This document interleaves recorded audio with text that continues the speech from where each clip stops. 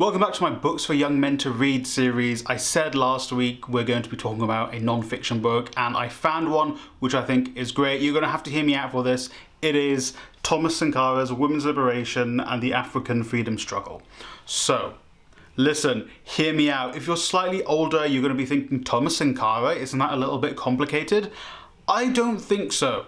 I skimmed through this again before making this video, and I don't think what Sankara says is too complicated for a teenager to understand. I think maybe if you're a little bit older, you might have a little bit more context and understanding of Sankara, but I think the way Sankara has written, I think these are speeches, the way he's written them isn't too complex for someone to understand, even a young person to understand.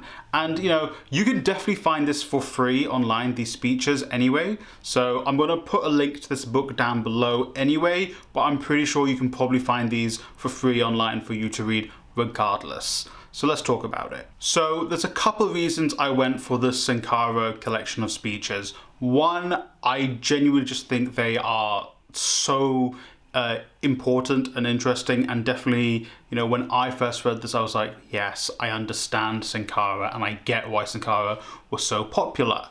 Two, I want to introduce some of these younger guys into influential figures who they may not have been taught about or know about. So obviously they've probably heard about Karl Marx just through like being on the internet or something, but have they heard about Thomas Sankara?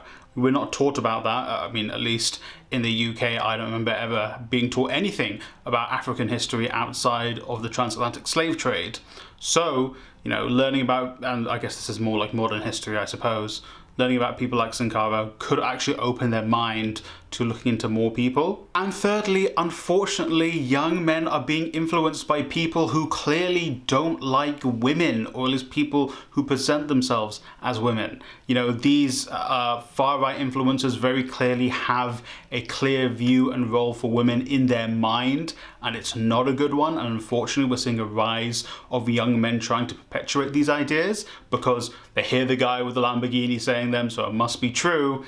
Well, someone like Thomas Sankara from the 1980s is saying basically the exact opposite of these guys, and he's actually putting it into context and understanding.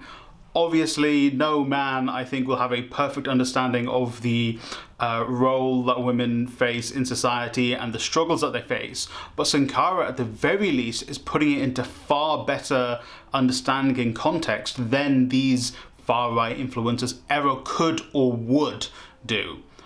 Again, when I'm talking about the women's experience, I'm not saying just read men talking about it. Obviously, you should go out and seek feminist literature from women as well, or people who are not men. At the very least, you should also be doing that. I have other books where I've spoken about that. Here's one video where I talk about Andati Gandhi's works, and I think that's one you should also pick up. It's a little bit more complicated than this, but you know, if you're feeling confident after reading some Sankara stuff, I think you should go off and read that too.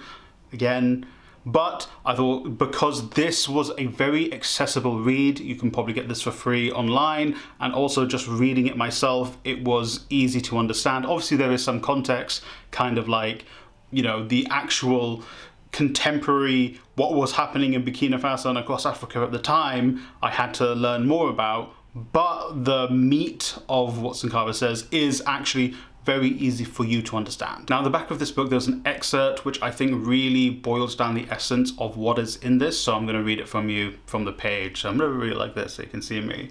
The women and men of our society are all victims of imperialist oppression and domination. This is why they wage the same battle. The revolution and women's liberation go together. We do not talk of women's emancipation as an act of charity or out of a surge of human compassion. It is a basic necessity for the revolution to triumph. So, again, Sankara, Marxist leader. Oh no, the Marxists are coming, the Marxists are coming. Anyway, I digress. This is also something I think is important for left-wing spaces, because oftentimes you are seeing some left-wing influencers who are basically just like, the only thing that is important is we just do the revolution, we just, you know, do the proletariat revolution, and then things will fix themselves. Sankara knew that's not what would happen. Sankara had the foresight to know that there are layers to oppression. Intersectionality is another thing that you should really look into as well. But Sankara was well aware that there were layers to the oppression, and it had to be sorted out whilst you're doing the revolution, because you don't want to basically, you know, introduce these ideas that are meant to liberate all people, but there's another layer which puts some people higher than others. So, for example, in our society, we are seeing women are getting more job opportunities, which is amazing compared to, say, even my parents' generation. But even within that, they're getting more job opportunities, but within that, men are still paid more for the same jobs. That's not actually equal, is it? That's kind of what Sankara was getting at, that even though you're having a revolution that is meant to be for all people, you need to also understand that there are groups within that, in this case women, who will have other oppressions specifically and technically from men upon them, that is preventing their upward mobility in the same way that men would face it. And I think there's a quote here which really exemplifies that, and I'll try and put it on the screen as well for you as I read it. Women from the petty bourgeoisie in the towns no doubt live better on a material level than women in the countryside. But are they really freer, more liberated, more respected, or entrusted with more responsibilities? We must do more than ask questions in this regard. We must provide a way forward. So Sankara is basically saying that even though there are people who have different material conditions and are what we would say different classes, women in what is considered a higher economic class are still facing similar oppressions to women of a lower economic class. So even through the revolution, which would attempt to bring them to the same playing field, even with them being brought to the same playing field, there would be external pressures on them to make things harder for them, if that makes sense. And one more pretty long quote that kind of sort of explains all of this and kind of the role you as a young man should not play in this. I'll put on the screen again. However, we must have a correct understanding of the question of women's emancipation. It is not a mechanical equality between men and women, acquiring habits recognized as male, drinking, smoking, and wearing pants. That's not the emancipation of women, nor will acquiring diplomas make women equal to men or more emancipated. A diploma is not a free pass to emancipation. The genuine emancipation of women is one that entrusts responsibility to women, that involves them in productive activity in the different fights the people face. The genuine emancipation of women is one that compels men to give their respect and consideration. Emancipation, like freedom, is not granted, it is conquered. It is for women themselves to put forward their demands and mobilize to win them. For that, the democratic and popular revolution will create the necessary conditions to allow voltaic women to achieve total and complete fulfillment. For, could it be possible to eliminate the system of exploitation whilst maintaining the exploitation of women, who make up more than half our society? So kind of what Sankara is saying there is, even if you offer what we kind of call equal opportunity, it doesn't remove the barriers that women will still face. And I think this sort of analysis can not just be applied to women, it can be applied to most minorities, whether it be, you know, your gender identity, your race, or whatever. I think those barriers do still exist, even though in our society we say, no, we're more and more equal, but we're not. There's still those external things that apply. Like his point of having a diploma doesn't make women equal in our society, or it doesn't mean emancipation has been fully achieved. If you think about it, you know, you see people going off and getting more educated. Women are getting more and more educated, but still, for the same job, they are not paid the same. But still, they are not recognized for the role as much as men are recognized. Oftentimes, women need to be overqualified to get the same job. If we're talking about it from the current framework we live in, they have to be overqualified to be able to get a role that a guy who is underqualified may be able to get.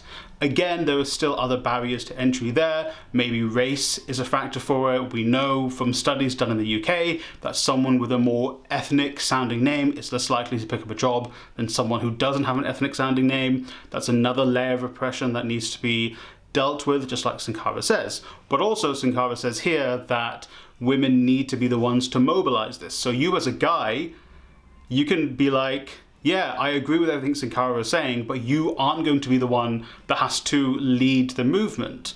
You know, you aren't going to be the one who has to step in and say, nah, listen, ladies, I'll sort it. Because obviously you won't know what's best to help them achieve that emancipation. Obviously you can play your role in doing it, you know, you can be there to help, but you won't be the one to lead that mobilization.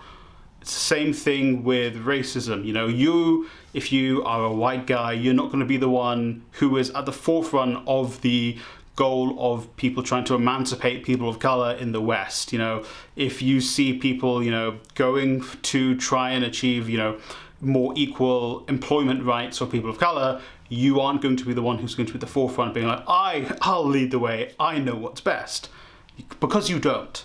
You know, it will be vice versa as well. Like I said at the beginning, these aren't difficult reads. I was even flicking through it during this video to try and find the correct quotes I want to give you.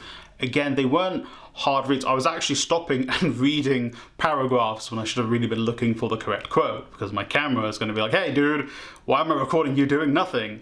So kind of go off and read something like Thomas Sankara. Again, it's very accessible of a read.